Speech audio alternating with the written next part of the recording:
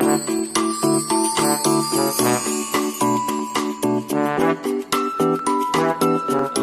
is Leo Brady with AMovieGuy.com. I am so excited to be here with the director, Michael Lukk Litwak, and actor Aristotle Athari for their fantastic new film, Molli and Max in the Future. Thank you so much for being with me here today. Thanks for having us. This is such a lovely film, delightful film. I was just kind of shocked, honestly. I was not expecting to sort of fall in love with this story. I think that's what you were going for. Definitely. Michael, first off, it's weird to me that we haven't really seen science fiction and romance kind of combined together enough. Talk about sort of your inspiration to write this movie and combine those genres of romance and sci-fi. Yeah, totally. I kind of grew up watching big budget action spectacles and Star Wars, Indiana Jones, movies that really kind of transport you to another world and are about like life and death stakes and these epic battles, and that's kind of like what got me into filmmaking in the first place. And then as I got older, I kind of gravitated away towards away from those plot-driven movies into stuff that was more character-based and movies about people in New York falling in love and dealing with the foibles of everyday life and complaining about their therapists and just stuff that is very relatable and stuff that we all deal with. And when I moved to New York to go to film school, I kind of started making my own short films, and in the process of just doing it and trying out different things, I kind of realized that I wanted to make movies that were true to kind of what got me into filmmaking in the first place, but were also true to like the life that I actually live, which is not filled with quicksand or life and death stake scenario, thankfully. Yeah. And so, I think James Cameron has a quote that's like every story is a love story, and I think like in general, like you need to have a movie that is about relationships and is about people at the end of the day, and that is always the thing that kind of drives me in every project I do, whether it's sci-fi or fantasy or not. And so for Molli and Max, I rewatched When Harry Met Sally, and I realized that it's a masterpiece, and I wouldn't change a thing, but I don't think you could make that movie today because it is just so character driven. And I think we're living in like a very plot-based time where there's all of these things going on in the world that are affecting us, and a virus can, there can be an outbreak of a virus, and then suddenly you don't have a job and you're sitting at home, and that has nothing to do with you as a person, but there are these things in the world that are very much affecting your everyday life. And so I wanted to kind of update When Harry Met Sally for the modern age and kind of talk about how our careers factor into our identities, how race and politics and feminism and masculinity and like the internet, how all that kind of plays a part in our lives and in our relationships. I just kind of wrote down a list of all of the things that I'm interested in and all the stuff that I love about sci-fi and fantasy, and then kind of just mesh them together. Yeah, well, and it works, and then you've got this guy Aristotle here, who, I've loved I loved your work on SNL, and I've loved your stand-up. I mean, like you have such a unique and original style that there's not enough of. But I was honestly quite surprised to see you sort of take a role like this, where you are playing a multi-layered person and you're showing off your acting style. Tell me about like reading the script and sort of saying to yourself, okay, I can take on this character and actually really flush it out and bring something out of it that maybe might not even be on the page. Well, I mean, when I read the script,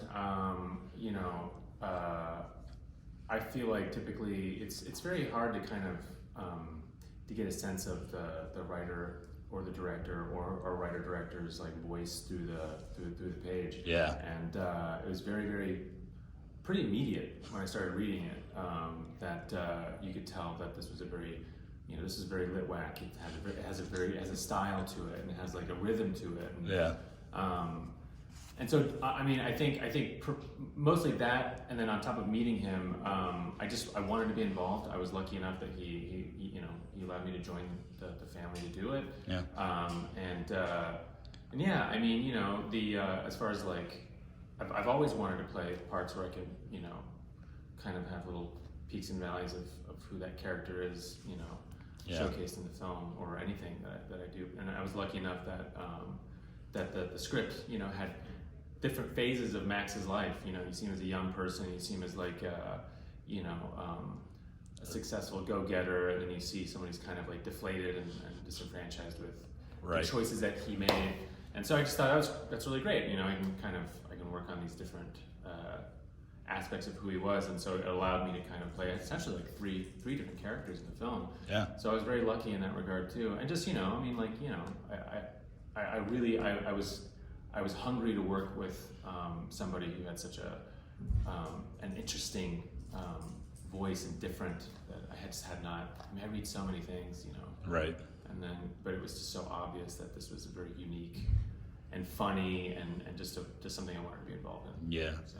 Yeah, well, and then Michael, for you, like when you're writing the script, obviously the two lead characters are very important. So, I mean, was there much of a process for auditions and to find those two? And I mean, obviously you made the right choice, but at the end of the day, like, can you talk about having Aristotle and Zosia be your Molli and Max? He searched the world, but a worldwide Antarctica. Yeah. That guy got close. Yeah. That guy got real close. Eskimo Joe. It was like it's almost like you're kind of choosing to get pregnant with someone because you have to. You're starting a creative marriage with someone and you're going to be stuck with them, and you really want to make sure that we try a lot.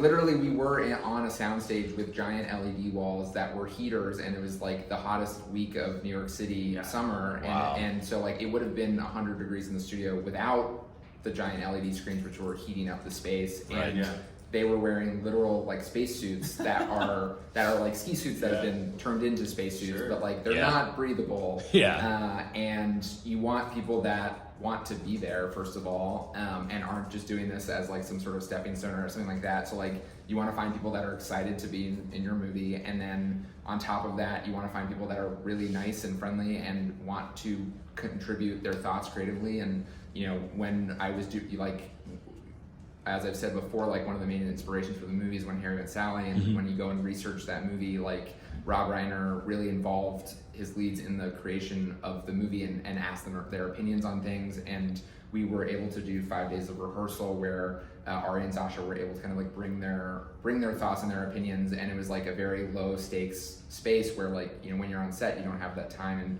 you have to just move and shoot and execute, and in rehearsal you can have the time to be is this scene working? How do we make it better? Are we overthinking it? Maybe it's fine. We don't need to change things. But it was really, I just did a lot of research and looked at all of their previous material. And Zosha's been around forever. She has so much stuff. And I had talked to other people that had worked with her and they just said universally amazing things about her. Yeah. And so I had met her previously a couple of years beforehand, so I'd been wanting to work with her for a very long time. And similarly, I looked up all every clip of Ari I could find on YouTube, watched all different things, and you're looking for people's range, and especially comedy people who also have a stand-up background.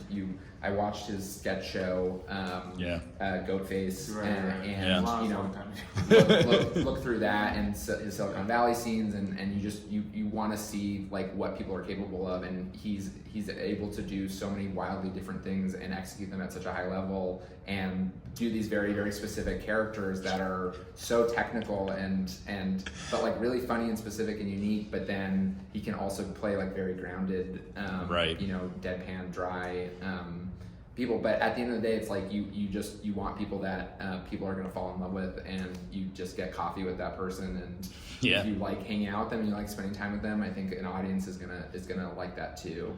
Yeah, well, I mean, and we talk about sort of the chemistry you and Zosia have, Ari. I mean, I think it seems pretty instant. I mean, you kind of pick up from it from scene one where the two of you are meeting each other, that there's just a an honest chemistry there. Yeah. Can you talk, like, is it kind of like Michael said, do you just go out for coffee with her and then you're like, wow, we can be friends, and being friends makes it work on the screen? It's hard not to have good chemistry with Zosia. She was, she's just like so friendly up top, with all the, with her,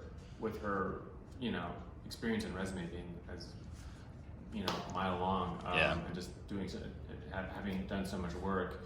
She's just very, grounded, and we actually exchanged pictures of our dogs for a while. I think that was like a good portion of our text thread was just photos of our dogs. I love it. Because we both love our animals so much. But no, she's just great. I was really lucky. I'm still lucky that I haven't worked with anybody who was difficult. I'm still hoping that that'll be the case for the rest of my career. But no, she was just easy to get along with. Michael also created an environment that was really great for us to collaborate in. Like our sessions that we had in the office to go through the script and find different, just finding our tone and as characters and whatnot. Yeah, I really hit the jackpot. I was very lucky in that regard. So. Well, and I could imagine, obviously, there's all the pre-prep stuff that you guys start to feel confident, but then you step onto this set where there's special effects involved. There's a lot of sort of, I imagine it's some green screen stuff, and I think you talked about lighting. What I gravitated towards this and loved about it, and it sounds almost negative to say, but it kind of has a lo-fi, low tech look, and I tend to see watch a lot of 90s or 80s sci-fi films, whether it's Lawnmower Man or great movie. You're right, or Johnny Mnemonic, movies that are very very lo-fi tech, but by today's standards it might look totally different from what we see. Was that sort of, well, for you, Michael, was that sort of the goal, to sort of have this sort of really raw aesthetic? A movie I think about is Tron, even. It kind of feels like that. Is that what you're going for? And is that easier to do because you don't have to spend as much money and do as much for the special effects? Yeah, definitely. I mean, from the very beginning, it was we're never going to beat Marvel or DC in terms of trying to provide people with a VFX spectacle. It's just those movies are $300 million and ours was only $250 million. Right. Yeah. That's $100 million difference. Right. Yeah, it's true. It is. Yeah, it is. Yeah. By the way, I love Johnny Mnemonic. Yeah, set the record straight. Yeah. I love all those movies. I rewatched it not that long ago. Oh, there you go. Yeah. But no, we just from the very beginning, it's you don't want to try to compete with them. You're not trying to. We were never trying to do that, and I think going back to the original Star Wars is what got me into filmmaking in the first place, and that's all done with models and miniatures, and I think there's something to be said for when something isn't 100% photoreal and you feel like you're watching a story and you can see that fact that someone handcrafted something. And so we tried to just use that on everything, in the sense of every building you see is a miniature building that we built and photographed. Every spaceship is a miniature spaceship that we built and photographed, and some of them we scanned into the computer. And I think even if it doesn't look 100% photoreal, I think it kind of creates a sense of nostalgia and charm for those movies from the 70s and 80s. Yeah. Because I think it's kind of similar to Wes Anderson, where you create a distancing effect almost, and people aren't looking at it and saying, oh my god, I see that, I see that, I can see the seams. You're no, the seams are the point, and this is a story, and you don't need to care about that, but focus on the characters. Yeah. That was something interesting I have to say, when we were, because you really had everything at your disposal, am I allowed to talk about the big LED screen? Yeah. I mean, our studio was just I know the only time I'd ever seen that or knew that was, that technology had been used outside, The Mandalorian, that's what they did. Right. They're just all LED screens. And right. And I believe the Batman shot a lot of scenes that. Yeah. So it was just all these, we were just in this gigantic LED screen studio. You had everything, but yeah, the miniatures on it, it's a very strong Litwak choice. Yeah. Well, for you, acting wise, I mean, if the things are not tangible and not there, did you find that to be difficult, or was that something that you were just okay, I know that there's skyline behind me, or there's things behind me on that screen, and let me just dig into the text and work with Zosia on that. Yeah, luckily, having Zosia as a scene partner really allows you to kind of disappear into the thing. Yeah. You don't really notice. But again, it's like even with the LED screens, you do kind of feel like you're there in a lot of ways, because it's like the image is there. Right. I mean, I didn't feel that very much. Where I just like, what am I doing here? Right. But I know that does exist, and to those actors who have to be in front of tons of green screens, sorry, you're not in this film. And before I even have to wrap up, because I could probably talk to you guys forever, there is this drink in this movie. I hope I'm not spoiling too much, called Glorp. I wrote it down in my notes. I was like, I have to ask these guys, what do you think Glorp tastes like? I didn't know what it tastes like. Is it a futuristic Mountain Dew? I mean, that's pretty close. Pretty close. It's like Mountain Dew mixed with Soylent Green. Yeah. More Soylent than. Yeah, definitely. Yeah. All right. Well, this is that is the. In a weird way, afterwards, you get a weird hankering for it. Yeah, you really do. I mean, after a month after we wrapped, it's like, I don't know, Glorp. there was a lot of these things in this movie that I just was like, I wish this was real. The tennis game that you guys sort of had, I was just like, man, that needs to exist. There needs to be sort of like a Wii version of this tennis game. Cyberball, yeah. I can actually see that if you have paddles with a haptic kind of response, and if you have, because I mean, it's gonna happen. Yeah, it's gonna happen. We're getting there. For the sequel, for sure. For sure, yes. Hey, let's make this the Before trilogy. Let the futurist. 2 Molly, 2 Max. There you go. Yeah. Okay, I love it. All right, Michael Lukk Litwak, thank you so much for being with me. Aristotle Athari, you guys are fantastic. I really appreciate it. Molli and Max in the future. Congratulations. Thank you. More people to go see it. Thank you. Thanks so for much, being with me. Really appreciate it. Yeah, awesome. AMovieGuy.com. Yeah. Oh, yeah. You can say it. AMovieGuy.com. AMovieGuy.com. Check it out. Check it out. There you go. I'm friends with the movie guy. That's what I like to tell people. Sweet. All right.